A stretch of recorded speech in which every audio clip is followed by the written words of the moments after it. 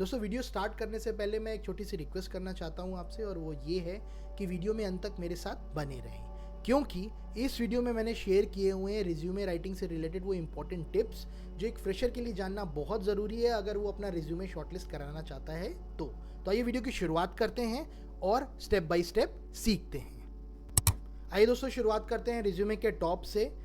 आगे बढ़ने से पहले मैं इंपॉर्टेंट टिप आपसे शेयर करना चाहता हूं कि एक रिक्रूटर ऑन एन एवरेज एक रिज्यूमे पे 15 से 30 सेकंड का टाइम ही स्पेंड करता है। जी हाँ, ऐसा इसलिए होता है कि हज़ारों रिज्यूमे होते हैं उसके सामने और वो किसी भी रिज्यूमे को बहुत डिटेल में नहीं पढ़ सकता। इसीलिए एक्सपर्ट्स कहते हैं कि आपका रिज्यूमे छोटा होना चाहिए। दूसरी चीज़, आपका रिज्यूमे टू द पॉइंट होना चाहिए।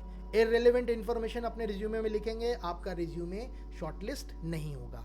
तो इसीलिए इस रिज्यूमे को एक पेज का बनाया गया है और to the point information mention की गई है। कैसे, आइए देखते हैं। देखिए, आप मेंशन कर सकते हैं अपना नाम, अपना फोटोग्राफ। इसके बाद में आप देख सकते हैं यहाँ पर मेंशन किया गया है करियर ऑब्जेक्टिव के बारे में। अगर एक फ्रेशर हैं आप तो अपना करियर ऑब्जेक्टिव बहुत स्पेसिफिक लिखें। यहाँ पर जावा कैंडिडेट की बात हो रही है तो देखिए उसने बहुत क्लियरली मेंशन किया हुआ है कि एंट्री लेवल रोल देख रहा है वो Java backend and front end development में एक रिप्यूटेड ऑर्गेनाइजेशन में।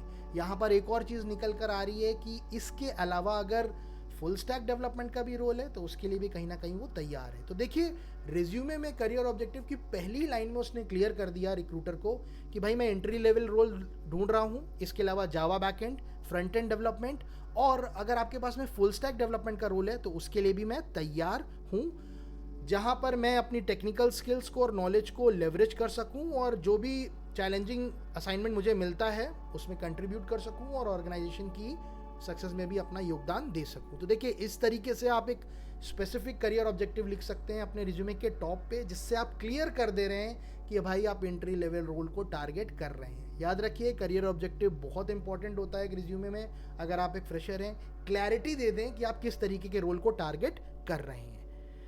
इसके बाद बढ़ते हैं स्किल हाइलाइट्स पे। तो देखिए यहाँ पर कैंडिडेट ने मेंशन की हुई है अपनी स्किल्स, जहाँ पर उसने मेंशन किया हुआ है Java programming, backend development, database management, web development, version control and problem solving, जो कि बहुत ज़रूरी है। आगे बढ़ते हैं रिज्यूमे में। तो देखिए यहाँ पर कैंडिडेट ने अपने इंटर्नशिप डिटेल के बारे में मेंशन किया है, जहाँ पर उसने मेंशन की हुई है कंपनी की डिटेल, टॉपिक, किस टॉपिक पे उसने अपनी इंटर्नशिप कंप्लीट की, डेट, टेक्नोलॉजी, आउटकम।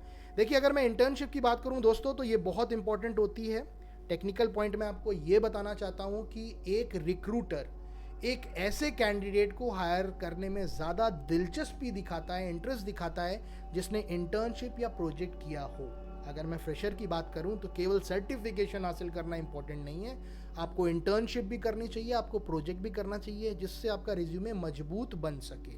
तो देखिए यहाँ पर कैंडिडेट ने इंटर्नशिप डिटेल मेंशन किया हुआ है और इंटर्नशिप डिटेल मेंशन करते हुए उसने आउटकम भी मेंशन किया हुआ है।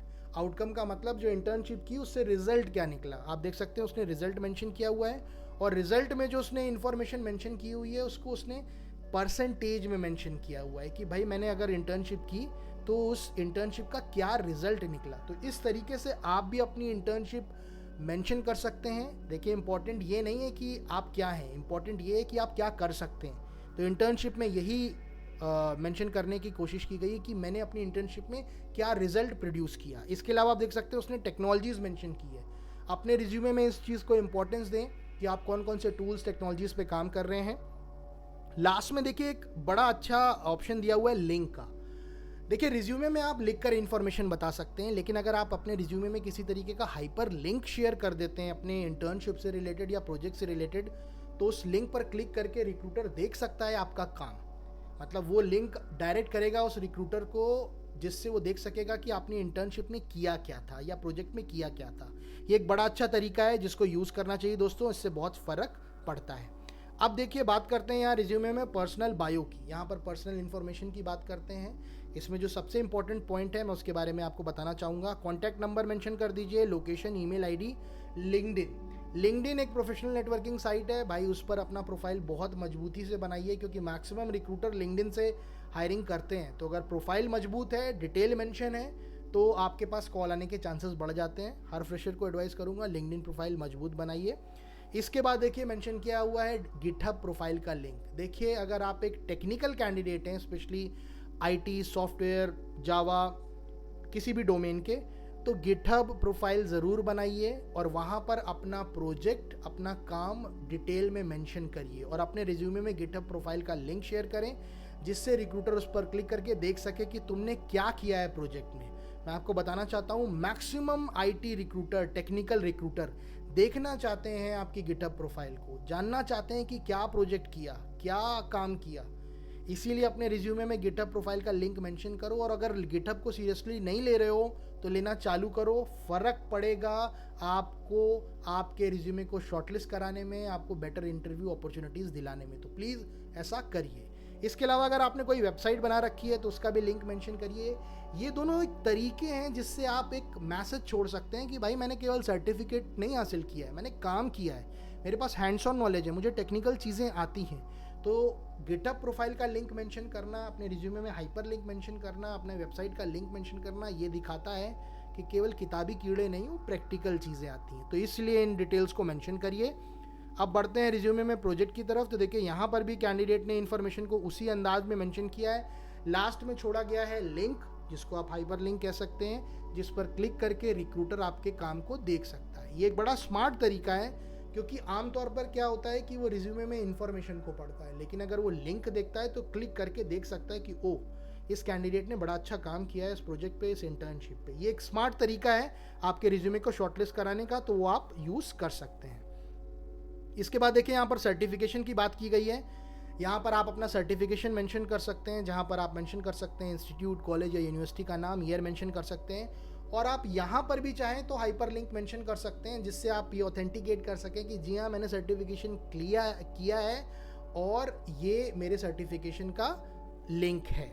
इसके अलावा आगे बढ़ते हैं तो देखिए यहाँ पर कैंडिडेट ने अपने टेक्निकल स्टैक को मेंशन किया है, जहाँ पर उसने मेंशन किया है about framework and libraries, operating systems, web technologies, programming languages, web development. और लास्ट में मेंशन किया उसने अपने एजुकेशनल डिटेल्स को, जहाँ पर उसने मेंशन किया है कि भाई बीटेक किया था, कौन से साल में किया था, कौन से इंस्टीट्यूट या यूनिवर्सिटी से किया था, 12th कब किया था, हाई स्कूल कब किया था। ये सारी इन्फॉर्मेशन आप देख सकते हैं क्रोनोलॉजिकल ऑर्डर में लिखी गई है, जिसमें सबसे लेटेस्ट इन्फॉर्मेशन सबसे पहले आती है। अगर आप गौर से इस रिज्यूमे को देखेंगे तो ये एक पेज का रिज्यूमे है और इसमें उन्हीं स्पेसिफिक इन्फॉर्मेशन पे फोकस किया गया है जिससे आपके कैंडिडेचर को मजबूती मिले। देखिए अगर मैं बात करूं हॉबीज़ की, तो वो आप वर्बली भी बता सकते हैं। अगर आपकी अचीवमेंट आपके प्रोफाइल से या आपके काम से या जावा से रिलेटेड नहीं है फॉर एग्जांपल, तो उसको हटा सकते हैं आप अपने रिज्यूमे में। आपसे बात होती है तो आप वर्बली भी बताने की कोशिश कर सकते हैं। सबसे इंपॉर्टेंट चीज़ जो मैं आपको अब बताने वाला हूँ वो ये है, आप देख सकते हैं इस रिज्यूमे में बहुत सारे कीवर्ड्स का इस्तेमाल किया गया है। जैसे जावा बैकएंड एक कीवर्ड है, फ्रंट एंड डेवलपमेंट एक कीवर्ड है, Java programming, database management, web development, version control, problem solving. और इसके अलावा आप देख सकते हैं टेक्निकल स्टैक में जो चीज़ मेंशन की गई हैं वो सब भी रिज्यूमे में कीवर्ड का काम करती हैं।